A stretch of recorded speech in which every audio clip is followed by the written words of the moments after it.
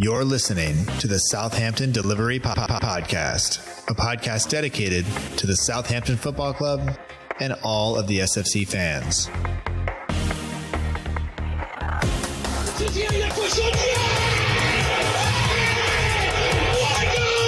If you want to have guarantees, you have to buy a washing machine. Fonte with a scooping header.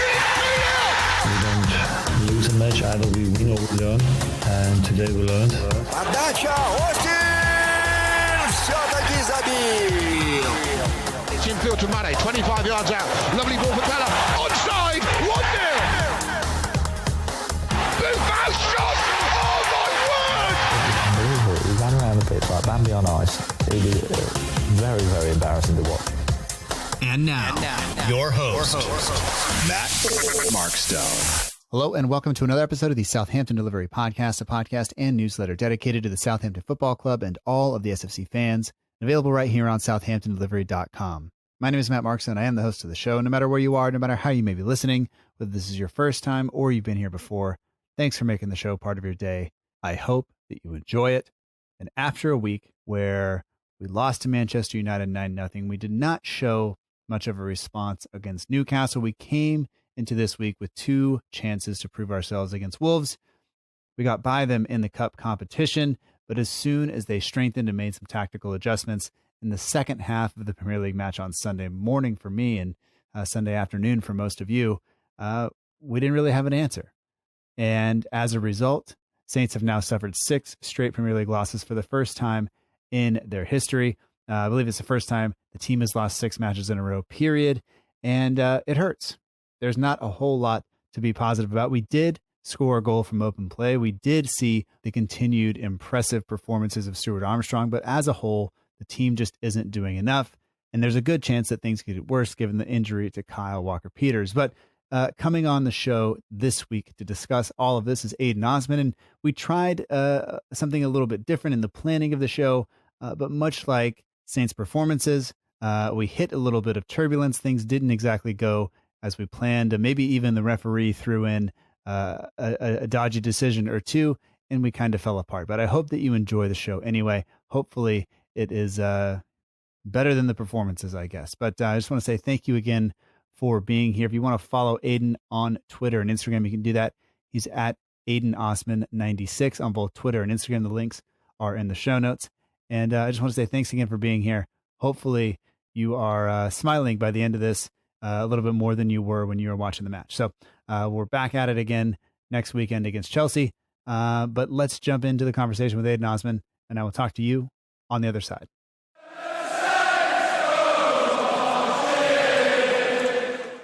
I'd like to welcome back to the Southampton Dellivery Podcast, Aydin Osman. You can get him on Twitter and Instagram at Aydin Osman 96. Aydin, happy lockdown Valentine's Day. And we got some cards from the ref today, but no real love shown from him to us. But we'll talk about that. We'll talk about the cup one as well. But welcome to the show, and thanks for joining me again. Oh, you always know it's a pleasure for me to be on. How long have you been waiting to make that Valentine's gag as well? What was the final? Was it like I don't know, half hour ago? That long. But I had a lot of other things that I wanted to say, but this is kind of a family show. Well, I can't fully say it's a family show, but it's kind of a family show. So I got to keep it somewhat clean. But anyway, you doing all right, though? Yeah, I'm all good. Probably I would have been a little bit better if the result today and other things had gone our way, but can't really complain. Yeah. It's obviously not a great run in the Premier League, but we'll get to that. I'd rather start just with some things that were good in the past few days, and that is we seem to be able to beat teams in cup competitions and then not be able to do it in the Premier League. And obviously we did it with Arsenal.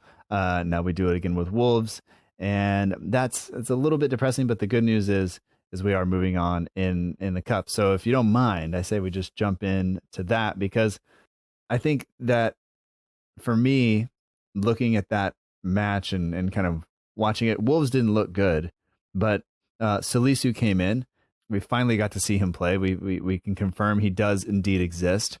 And he played on the left side. Bednarak, who hasn't had a great run of form, was his partner. And I just wanted to get your thoughts on Salisu's debut overall. And then also, we'll come on to talk about the proper partner for him and if he needs to be in the starting lineup and all that stuff in a little bit. But just him coming in finally, it's almost 180 days or something like that since he came in. Maybe it's more than that. I can't really do math that well, but it's been a while. But what do you think of his debut? I think it's been one that quite a few people have been waiting for a while. Obviously, he's come in. We've not really had a pre-season. He's not been fully fit. He came in with the injury. He's struggled up until now to get his fitness. He played well. He played a lot of potential. He did have a couple of nervy moments, but I think that's bound to happen when, your last game was in a different league and it's your first time being fully fit since someone last year. But I think given the cup competition this year, maybe a couple of league appearances towards the end of the season, just to help getting up to the sharpness. And then next year, once we have like a full pre-season, he could be really key moving forward. I just think, as you said, his last official appearance came in a different league. It also came in a different calendar year. He's been out for a long time, and he only has, I think, 31 top flight appearances before making that appearance on Thursday. So he's young. He has a lot left to learn, and we're getting, as we've seen before, a very kind of raw talent that Saints are going to look to improve. But overall, other than maybe a couple of misplaced passes here and there, I thought he played really, really well. I thought when I forget who dribbled by him, but kind of just chipped it around him, but he did enough to kind of hold him off and get the ball back. And other than maybe another time where he kind of dwelled on the ball a little bit, I thought he did okay. And for me, one of the best things about it is when he did make those mistakes, he didn't seem to let it get to him. He seemed to respond relatively well and just kept playing and just kept going forward. I mean, even towards the end of the game, he put a cross out or I think the ball's up in the air and he should have been able to just clear it upfield, and he winds up putting it out for a corner. And he didn't hang his head. He just kept moving, which is something for me that I think is good because he's young, he's going to make mistakes. We just want him to learn from it and keep moving forward. And I think that, to me, in addition to the kind of the physical talent that he is, I think that's fine. Oh, absolutely. I think you hit the nail bang on the head there. How old is he? He's only 21, isn't he? Yeah. I think, yeah. So 21, he's still got like a lot to learn. It's stuff like those mistakes have just been cut out in time. He just needs time to grow and develop. And he did look like he had a good mentality. Like he didn't let it get to him. He still managed to compete for things, make tackles, headers, clearances. And it's just really positive to see that a player with that much potential that we've got, that we could have moving forward. I mean, hopefully we have a few more of them coming in and situations around it where the club will be in a better state. But it's definitely a positive that we can look at and be happy about.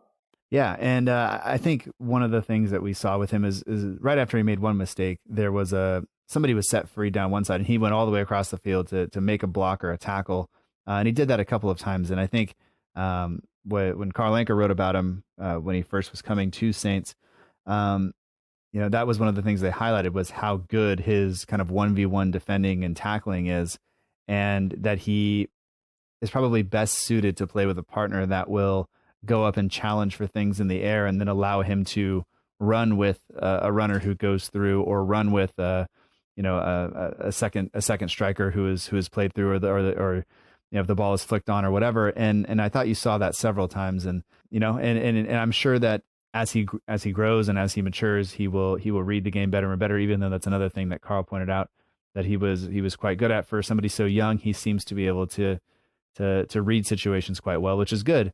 And I think that'll bode well for us. But it does bring the question. I know some people were saying, Bednarik hasn't had the best of times recently, and then does that mean that Salisu should come in for the league fixture? And I think that one of the other big positive things that you pointed out, and as we were kind of talking pre-record, is that, Vestergaard's back in the squad, and that's a big positive. But if you were gonna pick the team for next, was it Saturday, Sunday? I don't know what day it is. I just know that it's another 4:30 a.m. kickoff for me. Who starts? Who's the center back pairing you would pick for our next fixture? Would it be would Salisu be in that center back partnership? It's a difficult one because the next game is Chelsea. Personally, I probably wouldn't start him for a game of that magnitude where he's going to play against like top quality players that Chelsea have. It would probably still have to be Vestergaard and Bednarek for me. They have, like, today is the first time that back four, Walker Peters, Bednarek, Vestergaard and Bertrand have all played since I think it was like the 13th of December. Okay. Or something around that date. So I think that's a positive with that back four, and even McCarthy and Net have been pretty solid when they have played together. Obviously it's going to change now because Walker Peters' hamstring's gone, so I don't know how long he could be out for. Hopefully it's only a week or two, but you never know. Right. But that being said, I think we've got a couple of midweek fixtures coming up. Maybe bringing him in for like midweek games, because a lot of these players are playing a lot of the time. And I think maybe just giving some of the players a rest and a little bit of time away from the spotlight. Maybe Bednarek, maybe rest Bednarek for the Leeds game. They've got Salisu in. Might just doing both the world of good. Yeah, I think for me, the center back partnership is still Vestergaard and Bednarek, and my only concern about playing Vestergaard and Salisu would be that Vestergaard's been best when he's played on the left, and Salisu is also a left-sided center back. And I think it's safe to say that when we brought Salisu in, a lot of us were thinking that it was going to be Vestergaard that made way, and the battle was between Stevens and Bednarek to see who was going to partner him on the right side. And I don't really think that for as young as Salisu is, and obviously he's new to the league and everything else, I think you risk a lot if you shift him over to the right. And then I think Vestergaard is also you take away his kind of left foot crossfield switch to Kyle Walker-Peters or whoever's at right back if you put him on the other side. So I'm not sure that works, and I'm not sure that was a problem that we thought we were going to have, given Vestergaard was kind of out of our plans, I think, going back to the summer, because a lot of people kind of weren't quite sure what was going to happen there. And now I don't know. I can't really see a situation where Vestergaard and Salisu partner each other very often. Of course, we did see today for some time, it looked like we went to a back three with Salisu on the left, Vestergaard in the middle, and Bednarek on the right. But I don't want that either. I want us to continue to play the 4-2-2-2 system. But as you said, with Kyle Walker-Peters out now, we'll have to see exactly how that goes. But let's talk about some other things that came up for you in the FA Cup. We got a pretty favorable draw, getting Bournemouth away. So of course their fans are all turning it into a big thing, but I think that's about as good as we could have done. But what else stood out to you during that match that you were excited to see or happy to see? I think Fraser Forster put in a really good performance, actually. I know a lot of people are calling for him to start. I think in the league it's a little bit too early. Although he has played well, he really hasn't much to do. I think the save he made, I can't remember who it's from, but it was when Salisu missed clearance, he saved it with his feet. I think that was a big save at a big time in the match. Obviously, we've seen how good he can be, and we've seen how bad he can be. I think it's nice to see him play that well again. Scoring from open play with Ings-y, that was good. VAR acted in his favour for once. That was nice. I think Teller looked good when he came on. He pressed well, and the system kept working. We carried on with a high press, which we probably didn't have as much today, but it was all round good. I think Redmond playing up top, I think that was a bit of a change, but he kind of looked a bit more free. He looked a bit more dangerous for me. He looked more capable of doing something. And obviously we've seen Ings and Redmond up top together when Ralph first came in. And they've worked really well together before. I think that was a nice little throwback to see. Because I know Redmond's been getting a bit of stick at the minute. Yeah. I think, obviously the first half against Wolves on Thursday, there wasn't a lot going on. We definitely looked like the better team. They didn't look very good. But then I thought Bertrand created, two really good chances right away, and kind of in quick succession. And I think the turn he made for the first one was great, and we just couldn't finish. And then the ball he played through for Ings was beautiful. Ings made a great run. As you said, we didn't get on the wrong end of VAR at that point, and then pretty lucky with the finish. And I thought that was kind of like the Danny Ings of old, where there's some intelligence, there's some skill, and then there's a little bit of luck. And that seemed to be the type of goal he was scoring all season last year, and that kind of has dried up recently. So it was good to see us kind of get back into that.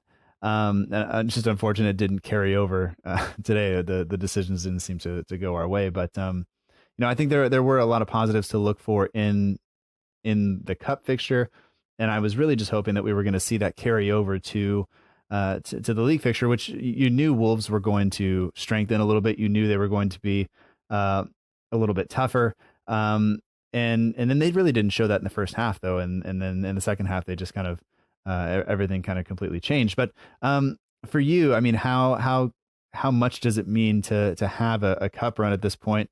And how much does it mean, I guess, to have Bournemouth as the team that we're drawn against, given we kind of avoided a couple of landmines in the rest of the draw? Yeah, you're not wrong. I think, especially with the way the Bournemouth are at the minute, I don't think they could ask for a better tie. Obviously, they've just sacked their manager. They've got a temporary coach in at the minute, which would do us a world of good. Obviously, we went and beat them last year to help send them down, which was also a sweet moment. And I just think man for man we're better. So I mean, as long as we can perform on the day, we should go through. And anyone who knows me knows that I love the FA Cup. I think I love everything about it. I think I love the fact that anyone can beat anyone. And obviously we got to the semi-final a couple of years ago on Pellegrino and Hughes. Mm-hmm. And we had what was really a disappointing day in a really disappointing season, which we probably deserved, but we probably deserved to play a bit better that day. And we didn't. And then you go back even further before that, we had the FA Cup final under Strachan, which again didn't go our way, but I think that's a very good day out for our fans. Probably deserved a lot more on that day. Like we do in every recent cup final we've been in. But yeah, I think the cup, especially in the fact that with the league form being as it is, I think the cup is a good distraction. I think it's good to get wins in that. I think it's good to keep the momentum going. And the fact that we've got Bournemouth, and if we can get past them, we've got a day out at Wembley. Well, obviously not us because we can't go, but like the players have got the day out at Wembley in what could be a massive game. We are 3 wins away in that competition from lifting a trophy, and we haven't lifted a major trophy since '76. Yeah. So I think that would just be everyone's dream at the minute. Yeah, and I was going to make a joke about the JPT, but I'll just leave it out. But Bournemouth's Cup run, they haven't really. The first time they faced any real stiff competition was last round. They beat Oldham Athletic 4-1 in the third round. They beat Crawley Town 2-1 in the fourth round, and then they beat Burnley 2-0 in the fifth round. And so they're going to come up now against us, and we'll play Brighton, and then we'll play Bournemouth all in the same week. We host Brighton in the league, and then we go away to Bournemouth that weekend. And then obviously the Spurs fixture has to be rescheduled, but I don't see it on the calendar just yet, so we'll have to wait and see. It'll probably go midweek somewhere, depending on how they continue to progress in various things. But yeah, I think we are just a win away now from getting to go to Wembley. And some people don't agree with the fact that the semifinals are held there. But if you think back, I think that game against Chelsea, I think it was against Chelsea under Hughes, that it didn't go well. I think that was one of the days I started drinking before 9 a.m., which is not a good call. But things happen, and you just got to go with it. So we'll do that. So yeah, I think that that's going to be good for the club and for the players, and hopefully between now and then we can put some wins together, because we're not exactly on a great run. And that kind of brings us to the match that we played on Sunday. Obviously, Vestergaard was back in the squad. That partnership with Bertrand was there.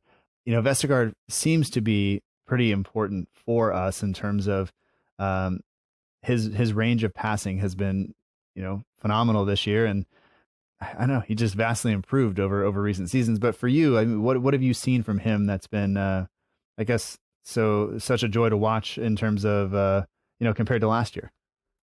I think it's just how good he is on the ball. He's always calm, composed, and he doesn't panic. Whereas I know some centre backs in certain situations can panic and just hit the ball into Rowe's head. But I think with me, with Vestergaard, is obviously he's brilliant in how we play going forward.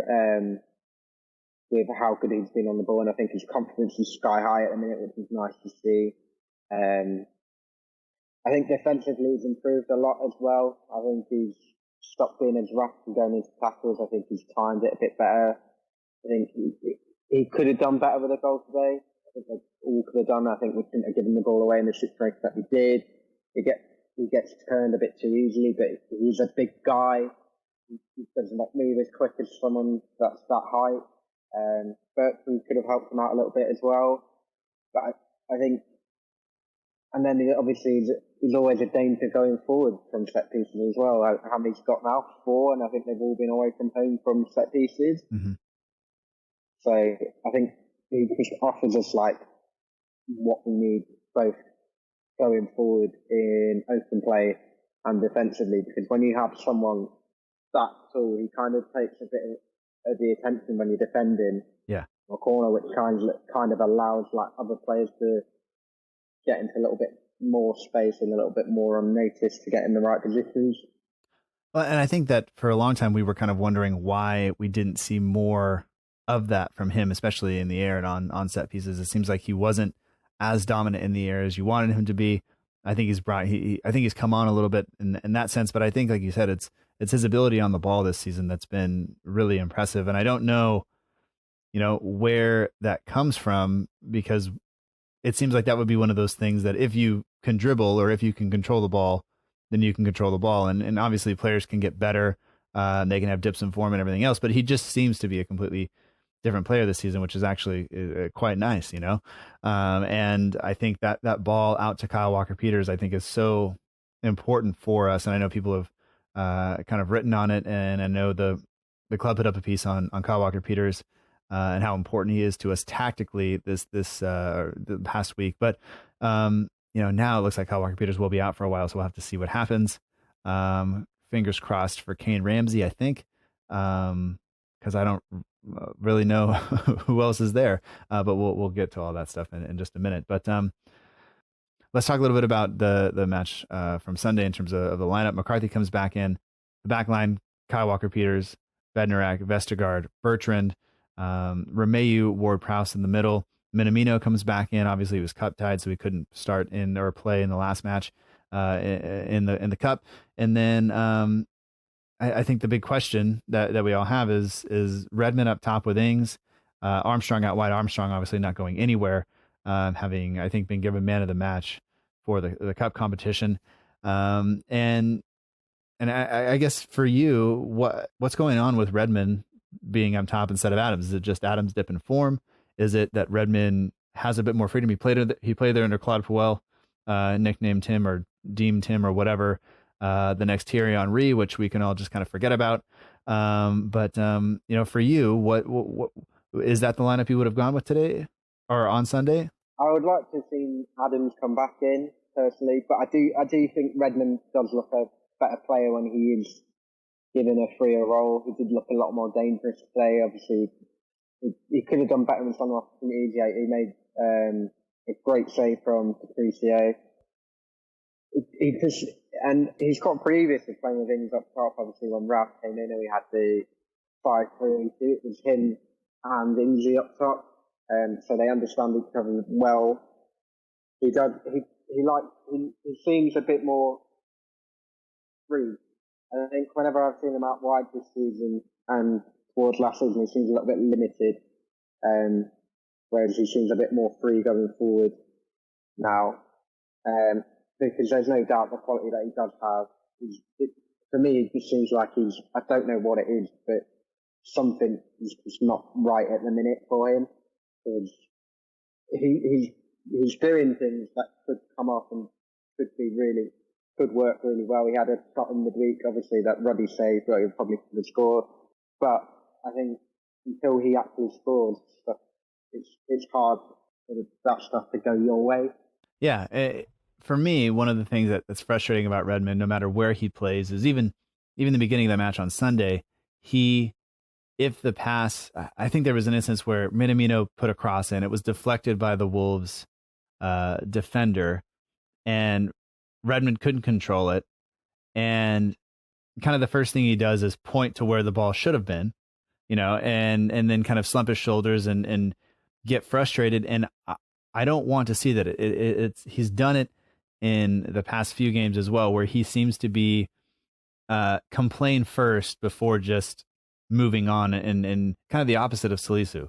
Salisu has a mistake, he moves on. Something bad happens to Redmond, whether he can control it or not, and the first thing he does is kind of slump his shoulders and throw his hands up in the air and dip his head. And I understand if you're making runs for 90 plus minutes and people are hitting the ball, into touch or whatever, but that's not happening. And, he is working hard, and I have defended him for a long time, and I will continue to defend him, but he's got to do some things. Like, he's got to give us a reason to back him at some point, right? Like, I know we're supposed to be behind the players, but to watch him do that to a guy who's brand new to the team, who scored an absolutely beautiful goal last week, which unfortunately Redmond can't say he's done very much this season. To do that and kind of, that's just frustrating to me. I don't want to see that from him. I want him just to just put his head down and run and kind of work his way back into matches and back into the team and back into Ralph's plans and give Ralph a reason to put him in the lineup. Because right now, maybe he does look better up top, but I still don't think I don't think he's better than Adams up top. I don't think he's better than Armstrong out wide, and I don't think he's better than Minamino out wide, even though Minamino was taken off early today. Kind of did drift in and out of the game, but we've seen that from Redmond and Janepo and seemingly everybody else other than, maybe Theo Walcott for the most part on that left side this season. Yeah, you're right. It's an age-old problem that we've had for quite a few years, though. I think quite a few of our confidence in our forward line maybe is just lacking a little bit. I don't know what it is. We have been lacking a little bit of service up top. But when you have a striker like Ings, sometimes you don't need as much service because you can just bag like that. Mm-hmm. It's a difficult one to work out. Like, I understand frustrations and stuff, and I think maybe he's just, whether he's moaning at himself or the players around him, I think it's probably just because of the run of form that he's in. Yeah. I think these things will just, like, if you take it back to, say, October, these sort of moans and stuff don't happen. Right. When the team are playing well and the players are playing well, and it's just when things aren't going your way, I think the mentality of the squad at the minute just isn't good enough. And it's not just from Ralph, because it's happened on the previous managers. So something has to change going forward. Not with just Redmond, but with all the players. Yeah. I definitely think that our mentality probably is something that needs to shift a little bit. And for me, we were kind of discussing how we wanted to approach today, approach the show. And you mentioned mentality as being one of the things that hasn't been great. And kind of, I think for me, after that penalty decision goes against Bertrand today, and I mean, we just didn't really respond, right? We just kind of, as you said earlier, just allowed it to happen. And that's not what we want to see from the team. And I think, sometimes you do see Ralph. Ralph is an emotional person, right? He reacts emotionally on the touchline, and some people like it, some people don't. Some people criticize him for crying after we beat Liverpool. But nobody cries when he runs up and down the touchline after we score a goal, or when he's fist pumping and things like that. Like, those are, if we enjoy seeing those things, and not everybody does, but that's the kind of person he is. And I want him to be, the type of person he is. I don't want, we didn't really like Claude Puel kind of seeming almost having no emotion, other than he did, I think, a couple of times get a little bit excited. But I mean, Ralph reacts that way. Ralph puts his hands on his head and kind of, looks visibly stressed out on the touchline when things aren't going well. And I'm okay with that, but I still need the team to be able to, Ralph seems to be able to go back and focus on the job, and goes back to coaching the players, and goes back to directing things. And we just don't seem to have that response. I think that is one of those things that's frustrating, because I don't understand how having something go against you doesn't motivate you to go out and fix it, if that makes sense. Yeah, I'm completely with you on that one. Honestly, for me, I think we are lacking leaders in the first team. Like, obviously, I know Ward-Prowse is the captain, but sometimes it can take the game by the scruff of the neck. But I don't see us having someone that's as reliable on the pitch as, say, Conte was before he left. Mm-hmm. Which is probably why we see Ralph barking orders a lot more than we see other managers. Huh. I just look at that squad, and I just think, when something goes against us, who's going to pick us up and go, right, come on, get it together. We need to be doing better than this. And at the minute, I can't see Prowse doing it. But I say that. Who else can we have as captain? Right.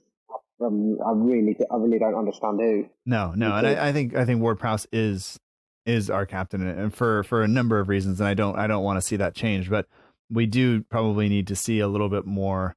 Like somebody to pick the team up, somebody to push the squad forward, and it can't always be the manager that's barking all the orders. The players need to get on each other a little bit, probably too, and help push each other. But I know that sometimes probably it's everybody's worried about making mistakes on their own, because their own form hasn't been great. So as that dips, Bednarak's probably not going to shout, and like, it just seems like nobody has the confidence in themselves to then that they can go out and tell other players what to do, because they are not even sure of themselves, and they're not going to go out and tell other people how to behave, or where to be on the pitch if they're not confident in themselves. And I just think that's kind of where we're at, and I don't know how to fix that. I don't know if that gets fixed by Ralph barking orders from the touchline or not. I don't know exactly how to do that, and I'm not even sure how to even approach that. But I think you can see it, but I think the approach to it, to fixing it, is a lot more difficult to kind of come up with and figure out. And I think things are only going to get worse in the immediate term, given that we're going to be missing some players now, and that Kyle Walker-Peters seems to be out now for a little while. I should say we were recording shortly after the final whistle, so Ralph said the injury doesn't look good. It looks like a hamstring issue, but we don't know the extent of it yet. So by Tuesday, if you know, hopefully we will too, but we just won't be on this recording.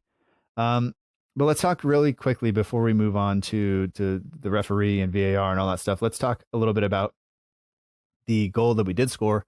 Finally, an open play goal in the league. It's taken a little while, but I think this comes less from the team building into something and more from Stuart Armstrong just going, "Give me the ball and let me and then get out of my way and then let me run here." He has a chance to go down. He goes by, I think, 2 or 3 Wolves players, and then doesn't just whip across the box. He seems to actually pick Ings out with a beautifully floated ball, and Ings strikes it magnificently, an absolute laser into the corner. Nobody's getting there, and Redmond does play a part in this. I think they pointed it out on our coverage here. I don't know if they pointed it out on your coverage there, but essentially Redmond just stands in front of Connor Cody, so he can't get to the clearance, and that allows Ings to get on the ball. And I don't know how Ings hits that so beautifully. I think more often than not, that one gets shanked and hopefully goes in off a defender or something like that, but it doesn't. He just strikes it beautifully into the net, and we're up 1-0. But I think a lot of credit has to go to Stuart Armstrong in terms of how he's played recently, and him being really the bright spot, I think, in the team over the past few weeks. Oh, I think today's goal was absolutely beautiful. I think Armstrong is so key on how we play and how we have to move forward. He did really well. He bypassed a couple of players and put the ball in, and they did pick it up in the analysis here. Redmond blocking off Cody's run, which allows Ings to hit it so sweetly. It was lovely to see. We did have a couple of chances in the first half with free-flowing attacking football. I think Redmond had a good little 1-2 with Ingsy. I said 1-2, but you know what I mean. And Patron makes a really good save. He probably thanks a volley that he could hit. But I think signs are going up that way. I think if we can keep Armstrong fit and keep him in little pockets of space, we can do something special there. And obviously we did make a few good chances last week as well from open play. I mean, Armstrong missed sitter. Redmond had one where we probably could have scored. So the chances are coming. I'm not worried about us scoring. We kind of need things to go our way a little bit. I know we've had 2 or 3 goals wrongly given, disallowed, 2 for offside, 1 for a foul on a goalkeeper. But I'm not worried about how we score. I think our open play is good. I think obviously last week against Newcastle, Minamino scored from open play as well, which is really good. Along with Prowse's probably goal of the season. With that free kick, which was absolutely magnificent. And then obviously they go down to 9 men and they become compact and resolute, defend really well. We are creating the opportunities to score. I think we are just lacking that little finishing touch that we did have earlier part in the season. I think that all just comes down to the confidence in the squad at the minute, given the run of form. Okay. I mean, looking back over most of the season, we were outperforming XG, and we're getting a little bit better. And I thought there were signs that we were starting to get back to some of those to being better, I guess, in recent weeks. I think especially going back to, I think it was the Newcastle match that where we did create almost two goals worth of chances in terms of XG. And I know XG is not everything, but today we were okay, not great. The chance that Ings scores today, I thought, was rather fortuitous. But I wish we were creating more as well. I do just wish we were creating more from open play. I think we do have to continue to work on that, because I think as soon as teams sit back, and that's what Wolves want to do, they want to sit back and hit you on the break. By getting the first goal, I think that should have opened them up a little bit and allowed us to play a little bit better. And we didn't really create a lot in the second half. They seemed to kind of run the game in the second half from what we were watching here. And I'm not sure if you feel that way or not, but I just think, once we have a goal and the other team needs to push to find an equalizer, we should be able to find more space and do a little bit better. And it just didn't happen today. But of course, a couple of things went against us, and now I guess we kind of have to talk about those things. And there are, I think, 2 penalty shouts this time. One, they both go Wolves' way. They get a penalty on Ryan Bertrand, and then we do not get a handball decision given for us. I guess just to ask you, are they penalties? Oh, I knew you'd ask me this. I think if you look at it by the letter of law, both are penalties. you can't give Bertrand's one without giving the one on Dendoncker. Personally, I think the rule needs to change, because if we're giving penalties for days where Bertrand's turning away, and it's like natural. As he's turning away, his arms moving with him. He can't. It's hard for you to turn with your arms in your chest. And then the Dendoncker one as well, which it's like he doesn't really know much about it, but it does hit his arm. Yeah. His arm is extended from his body, so by that fraction of the law, it could be a penalty. But I think we do need to look at the rule. For me, both of them aren't a penalty. But in the sense of understanding what the laws are, then they are. So it's a tough one.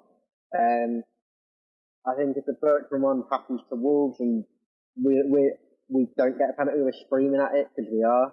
Because it could have been by the letter of the law, and I think by the letter of the law we've been done over with handball recently, going all the way back to the Villa game.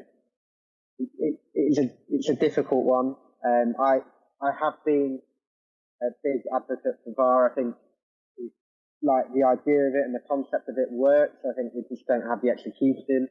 I think that's a mix of the interpretation of the rules and just the quality of the officiating in the Premier League at the moment. Yeah, we don't seem to be having a very good run. Seems like the form is going, and then also the refereeing decisions are also going. The VAR decisions are also going, which is super. It's frustrating, because you just need something to go your way in order for. It seems like we need that in order to turn this thing around. It's just not quite happening. Personally, for me, I think. I'm good with either both of them being penalties or neither one being a penalty. You can see the Bertrand one. It doesn't hit his hand. I don't think that's against his chest. It hits the one that's out away from his body. But like you said, he is turning. And by turning his body, even with his hand out there, had he just stood and took it in the chest, it would have hit him in the shoulder, right? Like, he's not actually making his body that much bigger. The only real...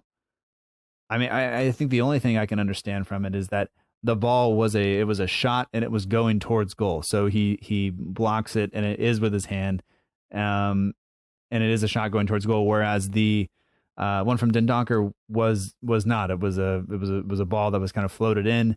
But that said, Dendoncker has to watch that ball, and even if Vestergaard, I think he ducks under it, but he clearly handles the ball in the area. So I'm probably okay with neither one of them being a penalty or both of them being a penalty.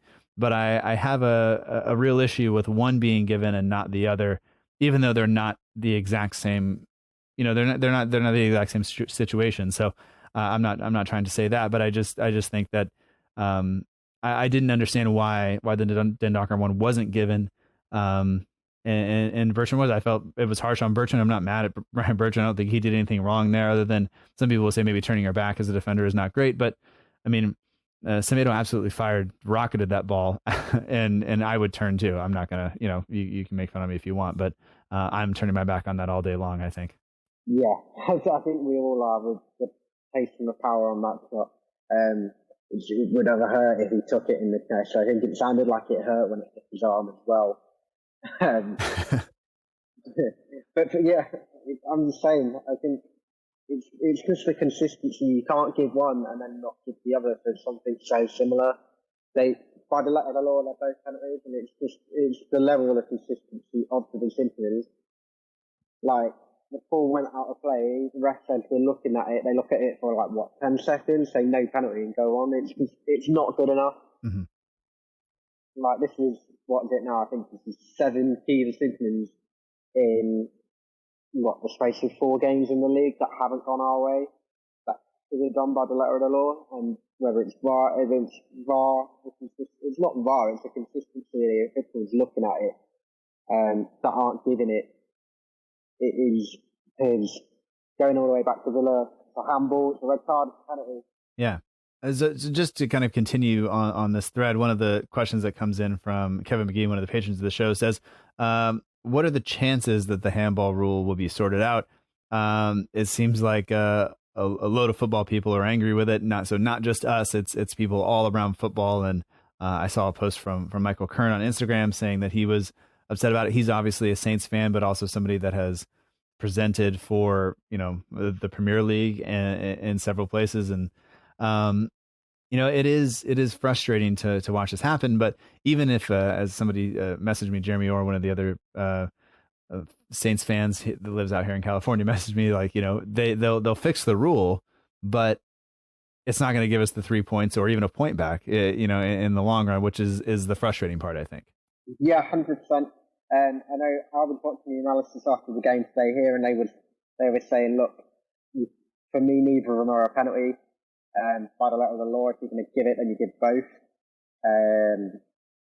And the handball, there was a big kerfuffle about the ball rule at the start of the season. Obviously, they tweaked it a little bit, but obviously they're still not doing enough.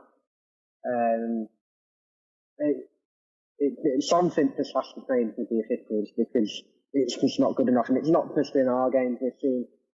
We're seeing it in other games as well, where stupid corners are being given, like stupid red cards, stupid decisions. Like the Van Dijk injury, he's injured because of an offside, even though it's still a foul. And nothing's given. It's just not good enough. And at what point everyone says, "Oh, VAR this, VAR that," but at what point do we start looking at the standard of the people running it and the people calling the shots? Because it's just not good enough. Yeah. Well, I can't imagine Mike Dean coming on here and giving us an explanation, so we'll just have to kind of leave it at that. I think that brings us up to kind of the last big, negative of today is obviously we didn't get any points. Obviously, we kind of laid down a little bit in the second half, but we kind of talked about that. But the Kyle Walker-Peters injury, you brought up earlier that was the first time we've had our kind of first choice back four together in some time, and that kind of coincides with the lack of wins and a number of other things. And I think Kyle Walker-Peters is so important to us as a team. He does get himself into trouble sometimes trying to take on one too many players, or but in general he's been fantastic this season. It looked like a hamstring injury according to Ralph, and we don't know how long he's going to be out. But I guess how do we approach that now? And that's one of the things that I have written down. That how do we adjust for this injury going forward? Do you see Ralph abandoning the 4-2-2-2 system, which I want to say I don't see that happening. But what happens there? Is it Kane Ramsey who comes in? Are we going to wind up putting Jack Stevens out there? What do you think happens going forward from Ralph, and what do you want to see, I guess? I'd like to see Ramsey given another chance, if I'm honest. I don't think he would. I think he had some good moments in the United game. I think obviously he's thrown in the deep end a little bit, but I think he's quick enough, he's strong enough, he's something to impose himself and offer good cover defensively. I wouldn't be surprised if I see Ralph go to wing backs next week to kind of match up Chelsea and how they play. And we sort of see like a similar side to the one that ended today, because that's the formation that Chelsea are playing at the minute, and it might work, it might not. But it all depends on how long Kyle's out for. Obviously, we would let Valerie go out on loan. If I'm honest, I don't think he's good enough defensively. You know what I mean? And I don't think he's good enough as a winger. So maybe I'm proven wrong with his ban out in Birmingham, but I don't know yet. But then it comes down to the age-old question at the minute: is why have we got an owner that is not investing in the club when we need it the most? Mm-hmm. The squad has been so hit with injuries in the last few weeks, and we've only brought in a player on loan. I mean, Granted, we needed Minamino in an attacking sense to give us a different option, and he knows the system well and fits in. But at the end of the day, we need cover at both full-backs. We've got contract talks going on with Bertrand and Ings. We're lacking a little bit in centre mid. Obviously, we've got Romeo and Ward-Prowse at the moment, if Diallo's injured. So if one of them get injured, what happens? Does Armstrong then drop into centre mid, and then we lose him in that attacking sense? Mm-hmm. And obviously, we've got Ingsy and Kay up top, Lunderloo, who's on the bench. obviously we've let Long go out on loan. I'm not going to lie, I'm not too fussed about. Mm-hmm. But we could probably do with like another senior first team striker just to give that little bit of like competition. It's just a lack of depth. I think the only probably position that I'm not worried about at the minute is the goalkeeping situation. Because I think we've got two good goalkeepers at the minute. We've seen a lot of calls about McCarthy. Obviously, I know he dropped the clanger last week, but he has made some very important saves in this season, and kept us in games. It's the age-old question of we just don't have that investment, and we need it. Yeah, and you pointed out, we don't have any fullback cover whatsoever. We're light in central midfield. I would probably say that if you asked me to rank where I wanted someone to come in, it was definitely not going to be Minamino in that position, because we have, maybe not the best options, but we have options there. But that's who we got. And Minamino is going to be, he's obviously quite versatile. I think he can play as a second striker potentially, or underneath a striker. And obviously Redmond can play up top as well. So we have options up there. We can rotate guys in on those kind of advanced outside number 10 positions or whatever, the wide 10s. But we're pretty light in central midfield, as you said, and then also at fullback. And I think that's one of those things that is going to punish us, because we have been hit with some injuries. And now we are going to have to deal with that again. In Ralph's system, I think we were always gambling to go into the season as we did. And, I'm not sure if Ralph wanted Valerie and Vokins to go out on loan because he doesn't think they're good enough, or because he would like to replace them, or because he wants them to get game time. I'm not sure what the thought process is there, but it doesn't seem, to me, if they were going to fit into the system here under Ralph at all, they should have stayed. And so I am a little bit worried, given Bertrand's age, and we're almost through this run of fixtures where we're going to play 3 in a week. We have a full week until Chelsea, and then we play Chelsea, Leeds, and then another game that weekend. But other than that, and then whenever the Spurs game comes back in, we should avoid the 3 games in a week situation for most of the rest of the season, depending on if we get through the semifinals and things like that. But it is worrying, because we're not deep enough at this point to deal with anything like that. So that is concerning, and I'm not sure where we go with Kyle Walker-Peters out now. I'm not sure how it's going. And then you asked, or we're looking at, how do we move forward in the league now? And we have tough fixtures. Chelsea are going to be tough. Obviously, they have a new manager. They're playing a different style. And some people, if you watch Chelsea Twitter, which is a complete nightmare all the time. I think it's just all Twitter is, but like they're not sure how much better they are under Tuchel than under Lampard. But they seem to be playing, I guess, quite well. They have a lot of attacking options. You saw, I think last time we played, Timo Werner ran across our center backs and just kind of got caused us some issues. But that's going to be tough. Leeds are going to come and play with you. Maybe that's a game that I would actually look at us doing quite well in, because they're going to open themselves up and try to attack, and that means that we can play our game. And I think it'll be fun to watch, if nothing else. And then Everton is quickly becoming one of those teams that I hate. So I don't know exactly how we get on in the league, but we're 6 now league losses in a row. And this brings us to the last question that we have for this week.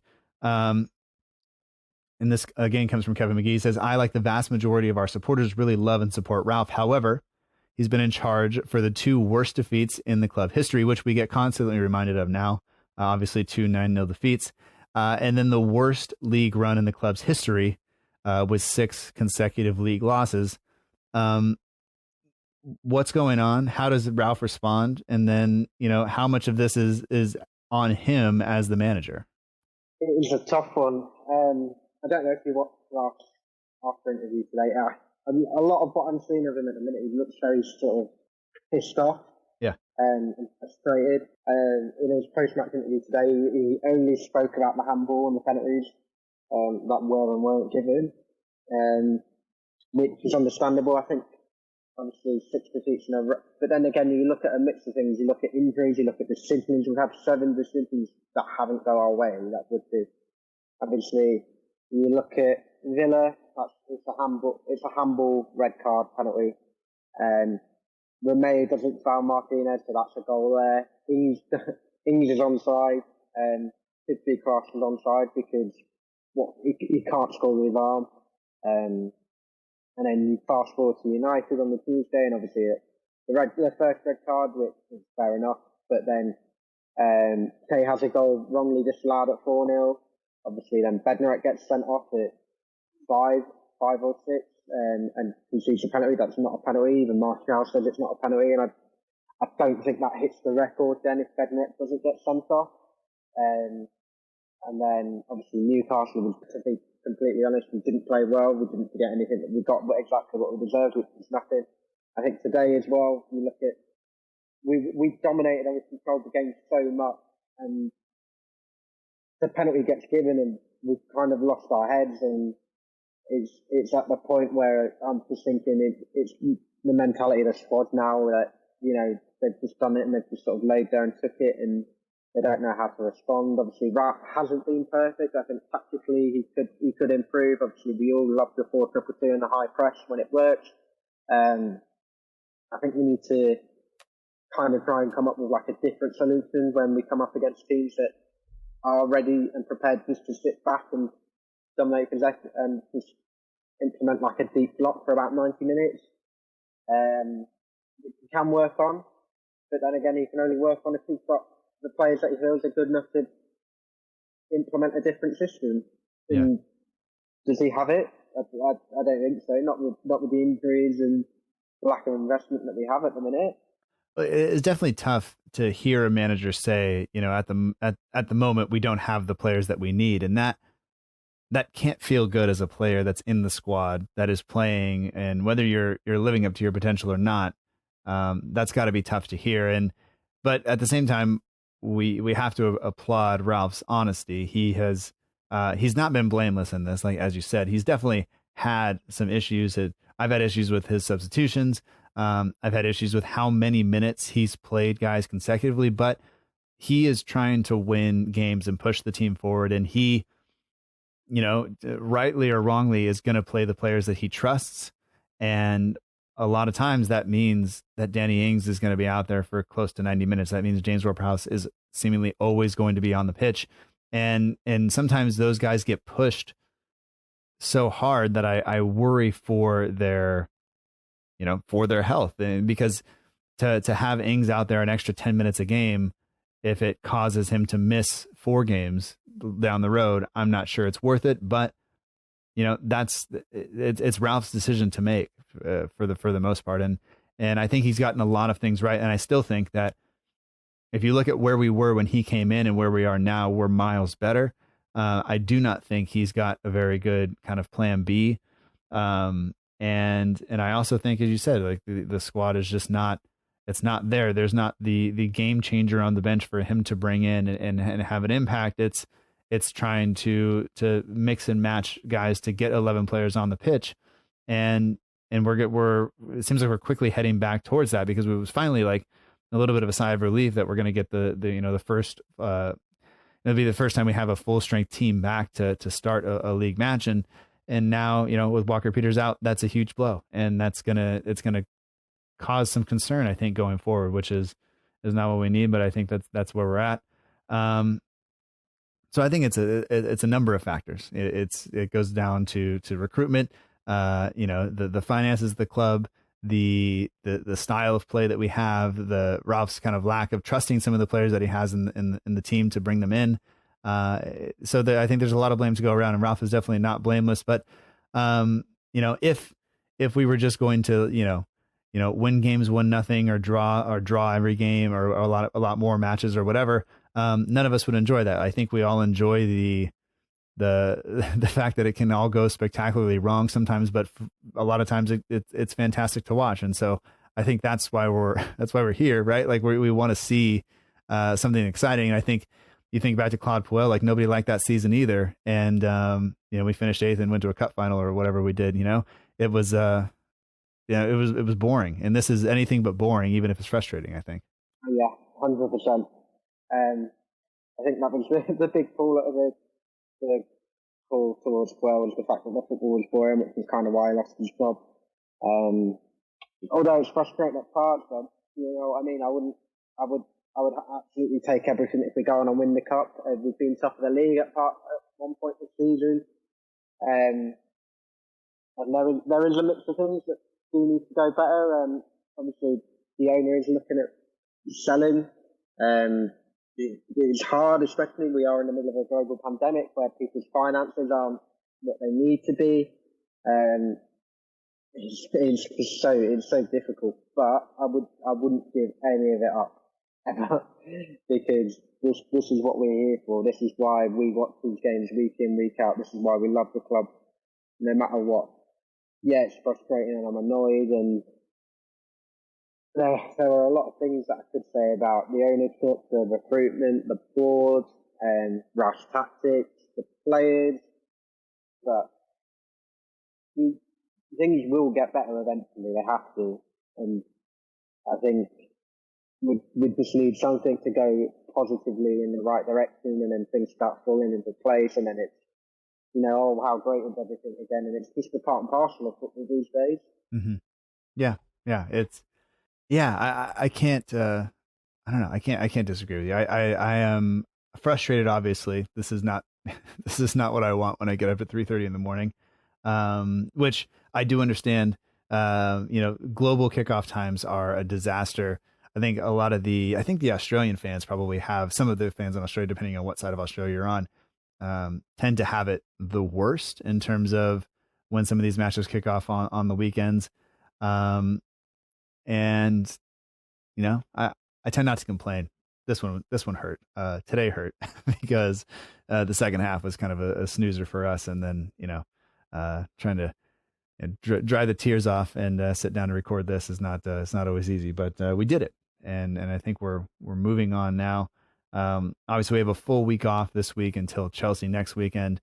Another midday kickoff for those of you in the UK. And hopefully a chance to turn around our league form, although that one is going to be tough. So we'll just have to see how it goes. But Aydin, it's always a pleasure to talk with you. I appreciate your time, and I appreciate your opinion, and I hope that life in Lincoln is going okay. Yeah, it's always nice to have a little catch up. I think this is the first one done in about a year and a half, isn't it? Sorry. I can't think. I think the last one I did was when we got back to City, and you put me and I were capturing behind me in the build up and the artwork for it. I remember. Oh, that's right. I apologize. That's how long ago it was. No, it's funny. But yeah, I think we're life at the minute. We just all need to understand that everyone's not having a good time, and we're all in this together, and hopefully we'll come out stronger for it. But I hope everything is well your end, and to everyone listening, and we move. Yeah. We'll do it again next time. Thanks a lot, and man, we'll talk to you soon. Yeah, speak to you soon.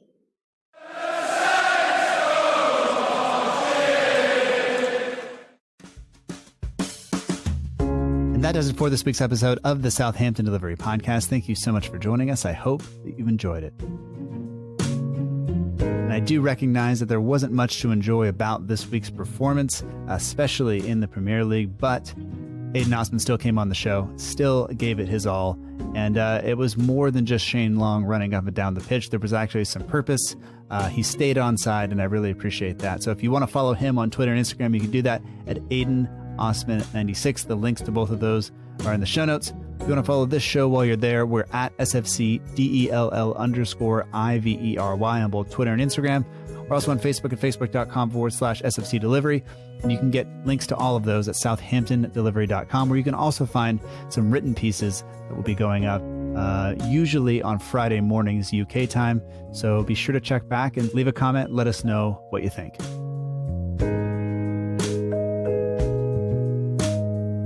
Special thanks also goes out to all of you for listening. Thank you so much. Thank you to the patrons of the show at patreon.com/SFC Delivery. And whether you're a patron, a listener, somebody who hates the show or whatever, just remember that there's a lot of people going through a lot of things right now, and you're not alone in any of that. So if you are going through something, don't be afraid to reach out. Also, check in on the people around you. They need you now more than ever. And I am saying this mostly to remind myself to check on the people that are close to me that sometimes get neglected, and just don't be afraid to reach out. All music for this show comes courtesy of the Free Music Archive at freemusicarchive.com. The intro song is Epic Song by Boxcat Games, and the end of show credits that you listen to right now is Aim is True by Poddington Bear. The show logo was done by Matt Beeling of the We Are Southampton page on Instagram, and we are partnered with the Southampton page and the Saints Archive. You can find links to all those in the show notes. And that does it for this week. And until next time, remember, together, we march on.